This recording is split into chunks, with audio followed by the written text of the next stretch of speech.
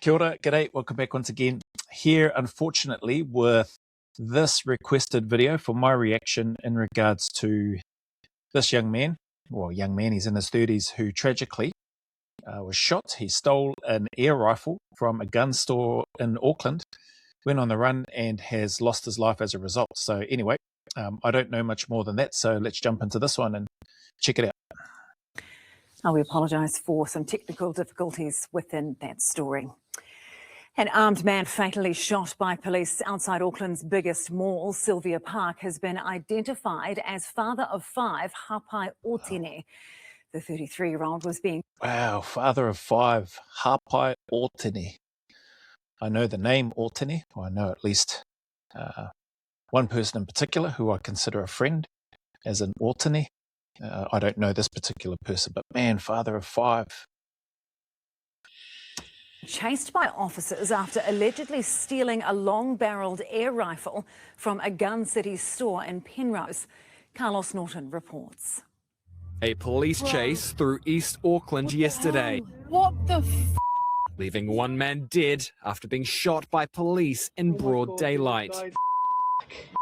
While still in possession of the air rifle, he has been confronted underneath the overpass, where he has been shot by police. Hang on, I'll let this carry on. Man has been identified by family as father of five, Hapai Ropata Clyde Otene. The 33-year-old had Hapai Ropata Clyde Otene. 4 previous convictions for firearm offences and was on bail for aggravated robbery. Was it 4 or 5 previous offences for weapon offences, and out on bail for, did they say armed robbery? Hang on, what was it? Hapai Ropata Clyde Otene. The 33-year-old had 4 previous convictions for firearm offences and was on bail for aggravated robbery. 33, young, 4 previous convictions for firearms and out on bail for aggravated robbery at the time that this took place. Man, is it drug related? Was he just like, what are you doing stealing an air rifle and then running around with it in a public space? But his partner of 17 years, who 3 News has agreed not to name, says his 5 children are now dealing with the loss of a parent. At the end of the day, he was a father, and he was a good father, she said. She went on to ask, why did they shoot to kill? They could have just shot him in the leg. I was going to say it's a valid question. I think it is a valid question. There's lots of what ifs. I assume the police didn't know that it was an air rifle, maybe. They don't know if he's got, and even if it is an air rifle, what type. Like, some air rifles can do some pretty hearty damage, depending on what type you've got and the ammunition and stuff used. Did he have ammunition for it? Was it loaded? I don't know. Did he raise it in a threatening manner towards the police? I don't know. Maybe the police had their body cameras on. I assume there would be a pretty detailed and, dare I say, lengthy investigation into it, especially if there's footage. I presume there would be some sort of body cam footage on the police officers involved in taking down the person, rules of engagement, any instructions from the police to the individual, to this fella in this case, to Mr. Otene. Grieving partner saying, why did they shoot to kill? I feel like there's, until the investigation's done, there's probably valid reasons for both sides. Yes, potentially could have shot in the leg or not shot to kill. But then if it was a real weapon, if they didn't know, if he had live ammunition, is he still going to have the potential then to spray and shoot at the police or shoot innocent civilians and potentially kill them? Then the question might be, why didn't they just shoot to neutralize the threat by shooting to kill? You know what I mean? So anyway. The air rifle was stolen from this Penrose store as Gun City staff were showing it to Otene. Police were called and multiple crews dispatched. Okay, so he stole it from the Gun City store and they've called the police to let them know. I presume they'd let the police know that we've just had a guy steal one of our air rifles. So they would know that, and they likely would have got the information through the 911 through the 911 through the 111 call, emergency call, and then gone through the process of getting the information, which I assume then would have been communicated to those that are in pursuit of this person that has done a runner out of the store with the air rifle. A helicopter tracked the car from the Gun City store to here at Pakuranga Plaza. From there, police say the car began to drive erratically through Panmure and Mount Wellington before the pursuit came to an end at Sylvia Park. Gun City owner David Tipple said, "We've been in business since 1978. No one has ever done this before. It's tragic that we have lost a human being. I believe that we all have the potential to contribute positively to society. The decision by police to open fire will form part of the investigation." But District Commander Sunny Patel says officers could not know what Oteni intended to do. Far out. Yeah, I mean, look at that footage there.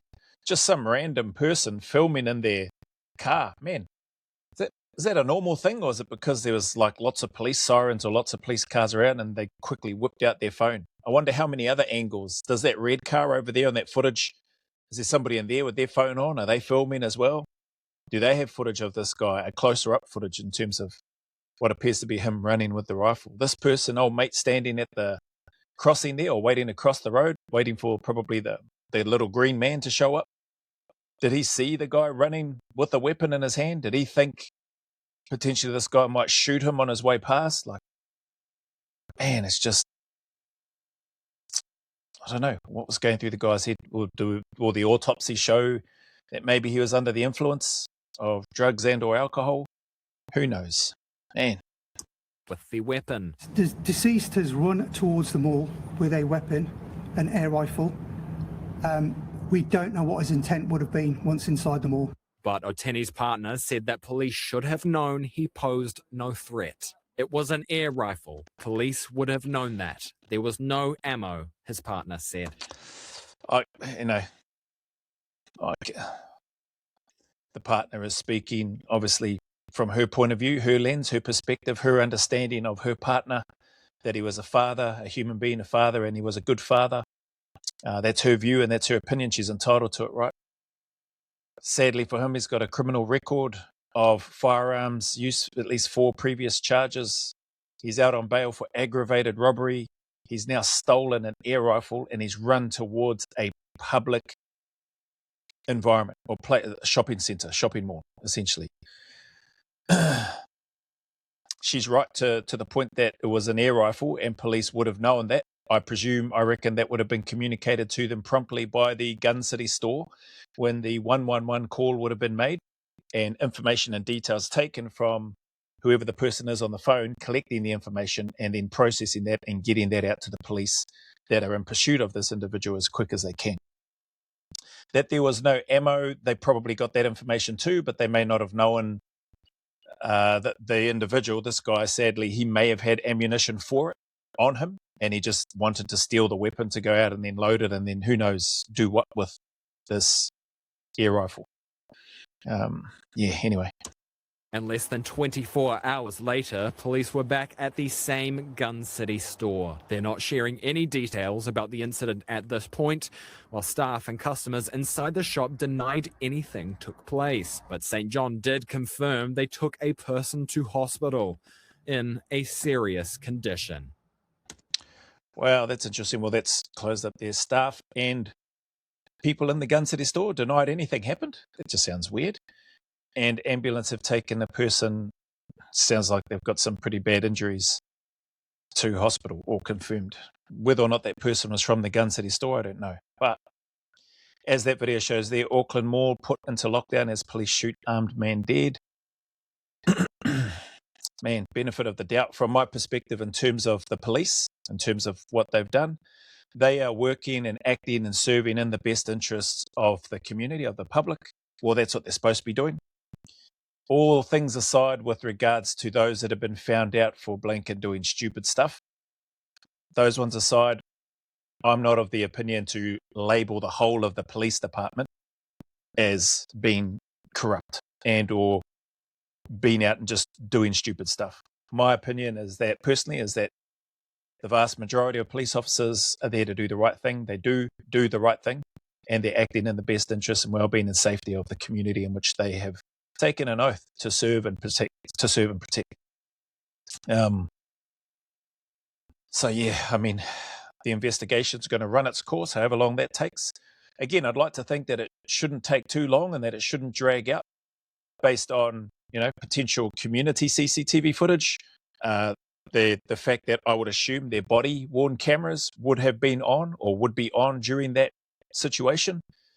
Even those that may have been there and surrounding the individual who's tragically lost his life as a result of his actions, stealing an air rifle and running towards, dare I say, a heavily populated environment. Police acting in the best interests of, I like to assume that, in terms of their benefit of the doubt, acting in the best interests of the community, the safety and well-being of the community, not knowing if he has got ammunition for that thing, which he may then start spraying into the crowd or at the police. Did he raise his weapon in a threatening manner towards the police?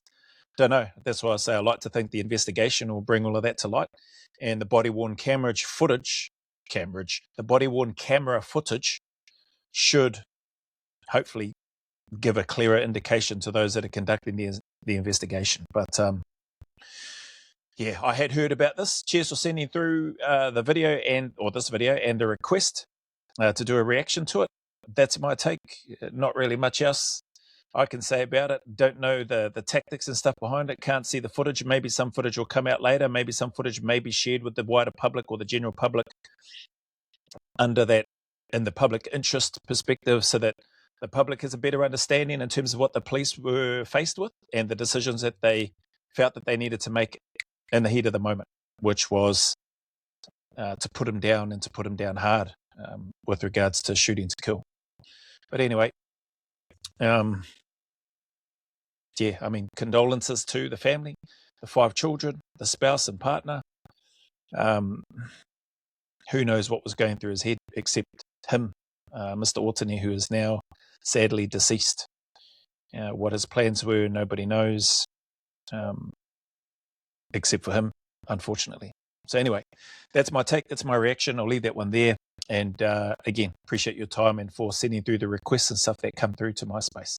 Look after yourself, and we'll see you on the next one.